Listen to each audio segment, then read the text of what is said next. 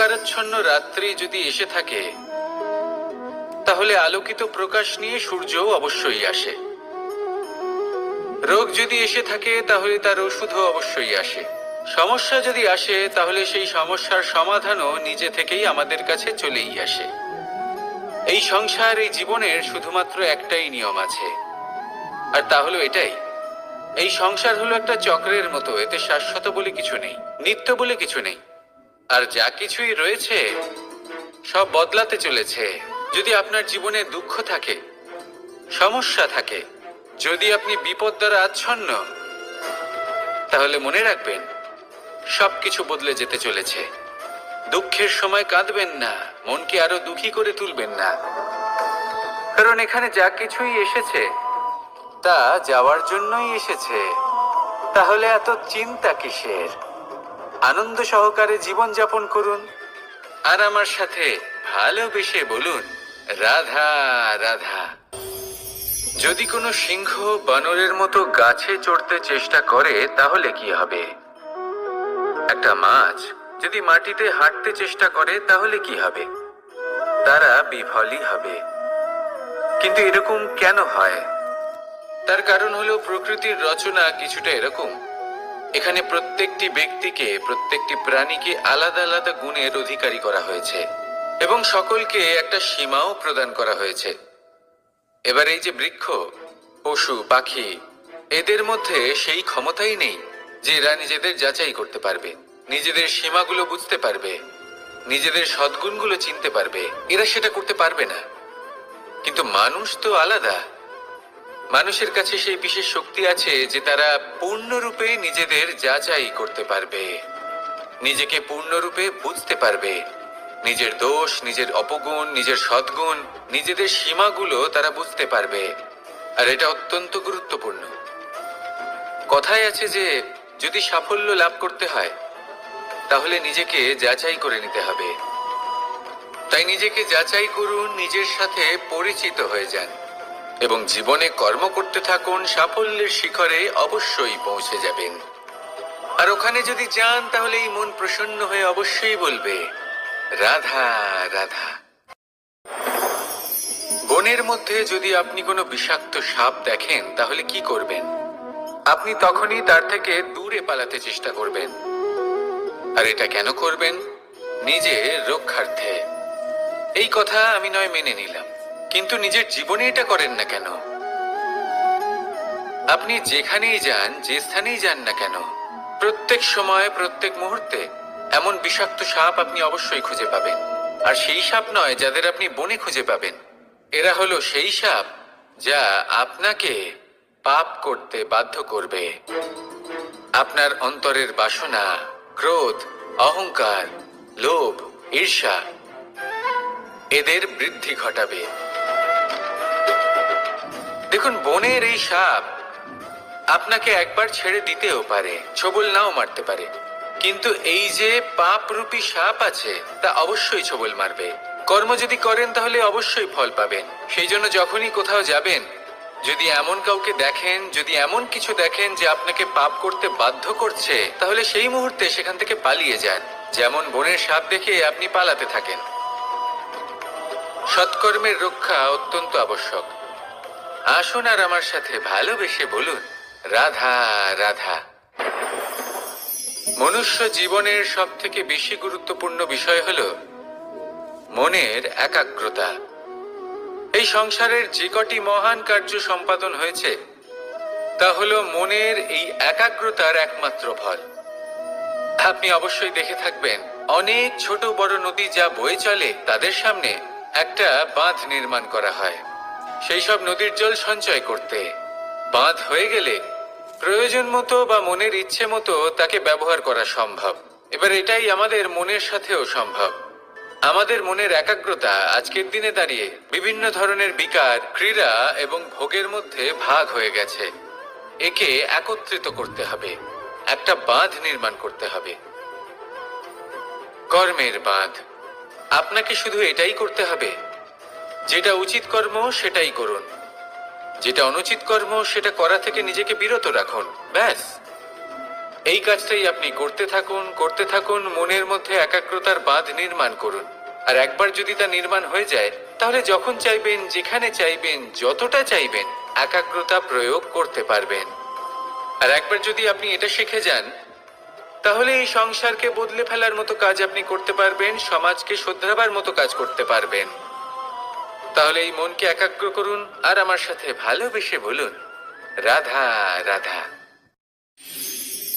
আমরা সবাই ফল খাই, কিন্তু আমাদের সেই ফলই প্রিয় হয় যে পরিপক্ক হয়ে ওঠে, যেটা নম্র হয়, আর যে ফল অনেক বেশি মিষ্টি আর সুস্বাদু হয়ে থাকে, যাদের রঙে বাহার দেখা যায়। সেইভাবে জীবনে আমরা নানান মানুষের সাথে পরিচিত হই, কিন্তু সেই মানুষই আমাদের মন ছুঁয়ে যায় যারা বিনম্র স্বভাবের, যাদের বাণী খুব মধুর, যাদের অন্তরে আত্মবিশ্বাসের একটা তেজ, একটা রং দেখা যায়। এবার এমন ব্যক্তি আমরা কি করে হব? ঠিক সেইভাবেই যেমন একটা ফল রোদ, বর্ষা, শীত, বায়ু এই সকল সংকটময় পরিস্থিতির সম্মুখীন হয়ে পরিপক্ক হয়ে ওঠে, সেইভাবেই মানুষ সংকটময় পরিস্থিতির সম্মুখীন হয়ে পরিপক্ক হয়ে ওঠেন। যদি এই সংকটের সম্মুখীন হন, তাহলে অভিজ্ঞ হবেন, আর এই অভিজ্ঞতাই শিক্ষা দিয়ে যাবে। এই অভিজ্ঞতা আমাদের শিখিয়ে দেয় যে আমাদের বিনম্র থাকতে হবে। অহংকার করে কোনো লাভ নেই। মধুর বাণীর যে কি মূল্য তা আমরা শিখতে পারি। এই অভিজ্ঞতাই আমাদের বুঝিয়ে দেয় যে উচিত অনুচিত কোনটা, আমাদের দৃষ্টিভঙ্গি তৈরি করে, আর এই দৃষ্টিভঙ্গি দ্বারা আত্মবিশ্বাস জাগ্রত হয়। সেই জন্য জীবনে কখনো বিপদ থেকে দূরে পালাবেন না, সেগুলোর সম্মুখীন হন, অভিজ্ঞতা লাভ করুন, তার থেকে শিক্ষা লাভ করুন, এইভাবেই পরিপক্ক হবেন। আসুন আমার সাথে ভালোবেসে বলুন, রাধা রাধা। ধন সঞ্চয় করা সম্ভব, আর সেই জন্য ধন সব থেকে বেশি মূল্যবান সম্পত্তি নয়। এবার আপনি বলবেন, এ আমি কি বলছি? এই ধন খুব মূল্যবান, আমরা সকলে অর্জন করতে ব্যস্ত। সেটা এই কারণে, কারণ আপনারা জানেন না এই সংসারের সব থেকে বেশি মূল্যবান সম্পত্তি কি। এ হলো সেই সম্পত্তি যা কখনো সঞ্চয় করা সম্ভব নয়। আপনার কাছে যতই ধন থাকুক, তা দিয়ে আপনি স্বাস্থ্য লাভ করতে পারেন, বাড়ি কিনতে পারেন, আদি ইত্যাদি, কিন্তু আপনি যতই ধনী হন না কেন, ফেলে আসা দিনের একটা মুহূর্ত আপনি লাভ করতে পারবেন না। এই একটা মুহূর্ত, এই সময়, এটাই হলো সংসারের সব থেকে মূল্যবান সম্পত্তি। একবার চলে গেলে তা কখনোই ফিরে আসে না। আর এই মুহূর্ত যতই চলে যাক না কেন, আমরা স্মৃতির মাধ্যমে সেগুলি যাপন করতে পারি, তার আনন্দ উপভোগ করতে পারি। আর যার সাথে আমরা সময় অতিবাহিত করেছি, তার স্মৃতিতে আমরা চিরকাল জীবিত থাকতে পারি। সেই জন্য সময় সব থেকে মূল্যবান সম্পত্তি, তাকে এইভাবে নষ্ট করবেন না। প্রত্যেকটা মুহূর্ত উপভোগ করুন, আনন্দ করুন, আর ভালোবেসে বলুন, রাধা রাধা। কনক, কি সুন্দর একটা শব্দ। এর অনেকগুলো রূপ রয়েছে, অনেকগুলো অর্থও রয়েছে। প্রথম অর্থ হলো স্বর্ণ, অর্থাৎ সম্পত্তি। দ্বিতীয় অর্থ ধুতুরা, অর্থাৎ গাছের ছোট একটা বীজ, যা কিনা অত্যন্ত শক্তিশালী হয়। যদি বেশি মাত্রায় এর প্রয়োগ করা হয়, তাহলে এটা বিষময় হয়ে উঠতে পারে। এই হলো সেই ধুতুরা যার প্রয়োগ মহাদেবের পুজোতে করা হয়। এবার প্রশ্ন হলো এটাই যে এই স্বর্ণ এবং এই ধুতুরার মধ্যে মিল কি রয়েছে। মিল হলো এটাই যে এই দুটোই মানুষকে মত্ত করে তোলে। ধুতুরা মানুষকে তখন মত্ত করে যখন তাকে সেবন করা হয়, কিন্তু স্বর্ণ, ধন, সম্পত্তি, মানুষ এটা যতটাই অর্জন করে নেয় সেটাই যথেষ্ট। এই স্বর্ণ মানুষের ভাবনা চিন্তা করার ক্ষমতাকে বশ করে ফেলে। মানুষ সম্পত্তির লোভে মত্ত হয়ে ওঠে, কারণ যে যত চমৎকারী, যতটা অমূল্য হয়, তাকে সামলানো কিন্তু ততটাই কঠিন, তাই না? তাই মনে রাখবেন, ধন, স্বর্ণ, সম্পত্তি এগুলো ধুতুরার থেকেও অনেক বেশি বিষাক্ত হতে পারে। তাই এর ওপর আত্মসংযমের একটা কবচ পরিয়ে রাখবেন। এবং বিবেকের শক্তির সাথে এগুলো প্রয়োগ করুন, তবেই কল্যাণ হবে। আসুন আমার সাথে ভালোবেসে বলুন, রাধা রাধা। মানুষের জীবনে তিনটি গুণ অত্যন্ত প্রয়োজনীয়: শ্রদ্ধা, বিনম্রতা, যোগ্যতা।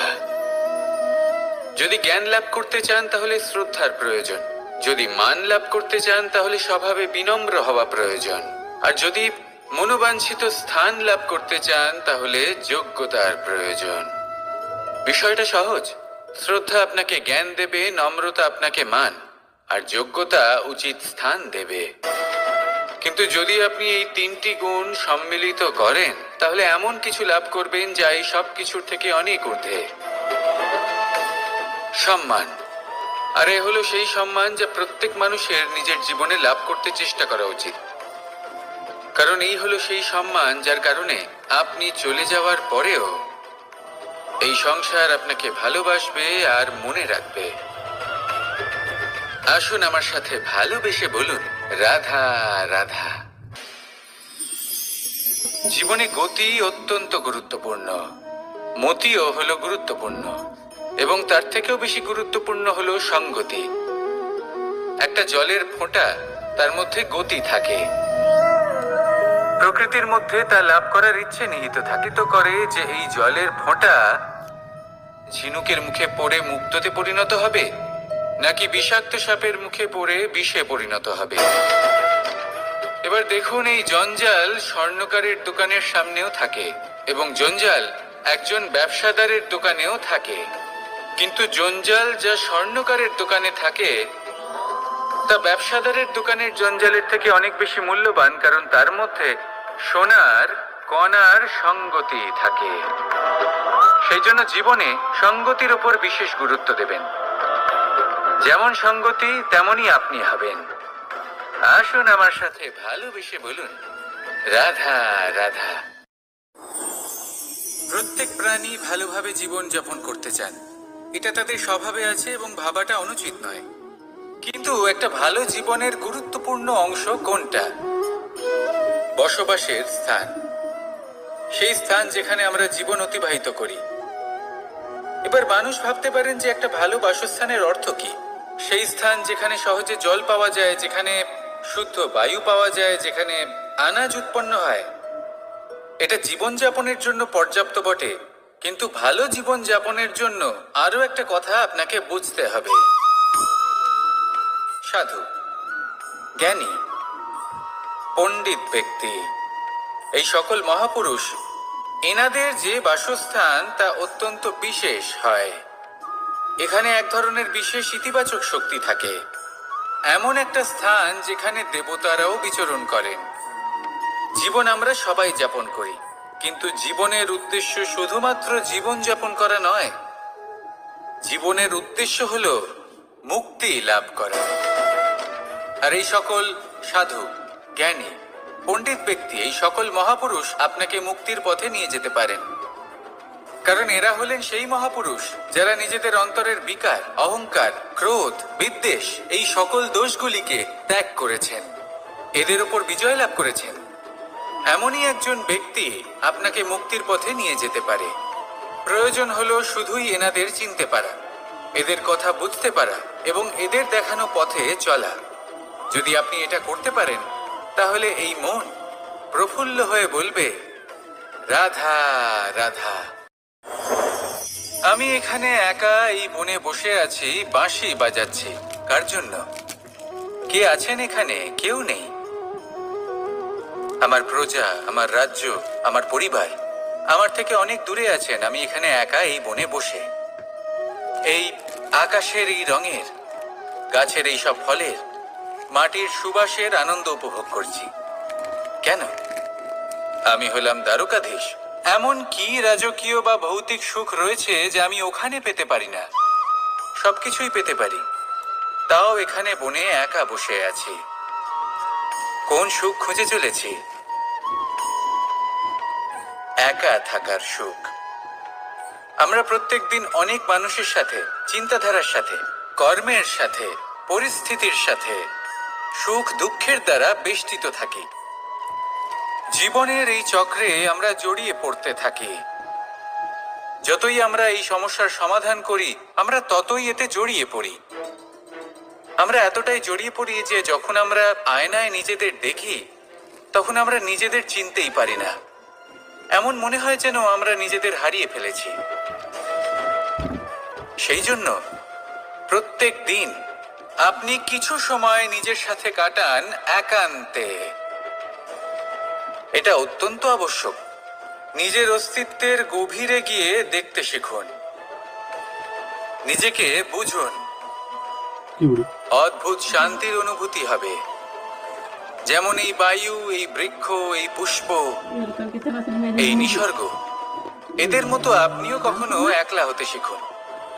কখনো নিসর্গের একটা অংশ হয়ে দেখুন। এই মন প্রসন্ন হয়ে বলবে, রাধা রাধা। ওমা, এ কি? আমি কখন থেকে এখানে অপেক্ষা করছি, হাত পেতে দাঁড়িয়ে রয়েছি যাতে একটা ফল আমার হাতে এসে পড়ে এবং সেটা আমি খেতে পারি। কখন থেকে অপেক্ষা করছি, কিন্তু সেটা হচ্ছেই না। এবার আপনি বলবেন যে এসব কি বলছি, এ কি অদ্ভুত কথা বলছি। যদি ফল খেতে হয় তাহলে আমাকে বৃক্ষে চড়তে হবে, ফলের কাছে পৌঁছতে হবে, তবেই তো ফল পাবো। এবারে এটা অত্যন্ত সহজ ব্যাপার, কিন্তু এই বিষয়টা আপনি নিজের জীবনের প্রসঙ্গে ভেবে দেখুন। লক্ষ্য কোথায় আছে আপনি জানেন, সেই লক্ষ্যে পৌঁছানোর পথ কি সেটাও আপনি জানেন, সেই পথে চলার ক্ষমতাও আপনার রয়েছে, কিন্তু তাও আপনি নিজের লক্ষ্য লাভ করতে পারছেন না। কেন? কারণ আপনি অপেক্ষা করছেন যে লক্ষ্য আপনার সামনে চলে আসবে, কিন্তু তা হয় না। লক্ষ্য সে যাই হোক না কেন, ধন হোক, প্রেম হোক, কোনো সম্মান হোক বা মোক্ষ হোক, যদি আপনি তার দিকে অগ্রসর না হন তাহলে ফল প্রাপ্তি অসম্ভব ব্যাপার, তা কোনোদিনই হবে না। সেই জন্য আপনার চোখের সামনে আপনি যদি নিজের লক্ষ্যকে দেখতে পান, তাহলে উঠুন এবং সেই দিকে অগ্রসর হতে শুরু করুন। নিজের অন্তরের সকল অশুভ গুণ দূর করুন, অলসতা ত্যাগ করুন, অজ্ঞানতা ত্যাগ করে দিন এবং চলতে থাকুন। অবশ্যই মনোবাঞ্ছিত ফল লাভ করতে পারবেন। মনে রাখবেন, চলতে থাকলে তবেই লক্ষ্য প্রাপ্তি হবে। অপেক্ষার দ্বারা শুধুমাত্র মৃত্যু লাভ হবে। আসুন আমার সাথে ভালোবেসে বলুন, রাধা রাধা। আমি দ্বারকাধীশ এবং আমার সভাতে বিভিন্ন সময় বিভিন্ন ধরনের মানুষ আসেন, নিজেদের দাবি নিয়ে, নিজেদের ইচ্ছে নিয়ে। কখনো কেউ ভোন বস্ত্র, কারোর জ্ঞান চাই, কারোর ধন চাই, আবার কারোর বাসস্থান। অনেক সময় আমি এই অনুরোধ, এই ইচ্ছে পূর্ণ করি না। এবার আপনি এটা ভাবতেই পারেন যে কৃষ্ণ তো তাহলে লোভী, ওর কাছে তো সবকিছুই রয়েছে, তারপরেও সে নিজের প্রজার ইচ্ছে পূর্ণ করে না, তাদের সমস্যাগুলি বুঝতে পারে না, তাদের সুখ স্বাচ্ছন্দ্য প্রদান করে না। আসল সত্য হলো এটাই যে কোনো সবল ব্যক্তি, যে কোনো গৃহস্থ ব্যক্তি যে কাজ করতে সক্ষম, তার পরিশ্রম দ্বারাই নিজের প্রয়োজনগুলি এবং ইচ্ছেগুলি পূরণ করা উচিত। এটা অত্যন্ত প্রয়োজনীয়। আর এগুলো তিনি করতে পারেন শিল্প, ব্যবসা, আচরণ অথবা জ্ঞানের ভিত্তিতে। এই পথে চলতে হবে, পরিশ্রম করতে হবে, তবেই সে কিছু অর্জন করতে পারবে। এবার এমন কোনো ব্যক্তি যার এই সব কিছুতে কোনো রুচি নেই, যে কিছুই করতে চায় না, সে কিছুই অর্জন করতে পারবে না। এবার এরকম কোনো ব্যক্তিকে যদি আমি কোনো বস্তু প্রদান করি, তাহলে কি হবে? সে পরাধীন হয়ে যাবে, আর সেটা উচিত হবে না। তাহলে কি করা উচিত? তাকে পথ দেখানো, তাকে বোঝাতে হবে যে কোন পথে চলে তুমি নিজের লক্ষ্য প্রাপ্ত করতে পারবে। শিল্প, জ্ঞান, আচরণ এবং ব্যবসা, এই পথে কিভাবে চলে সেটা শেখাতে হবে। আর আমি সেটাই করি। তার ফলে কি হয়? ব্যক্তি স্বাধীন হয়ে যায়। সংসারে সে যা চাইবে তাই প্রাপ্ত করতে পারবে, কখনো কারোর থেকে কিছু চাইবার প্রয়োজন পড়বেই না। এই কথাটা সবসময় মনে রাখবেন। যখনই দান করবেন তা ভাবনা চিন্তা করে এমন ভাবে দান করবেন যাতে সামনের ব্যক্তি স্বাধীন হতে পারেন, পরাধীন নয়। আসুন আমার সাথে ভালোবেসে বলুন, রাধা রাধা।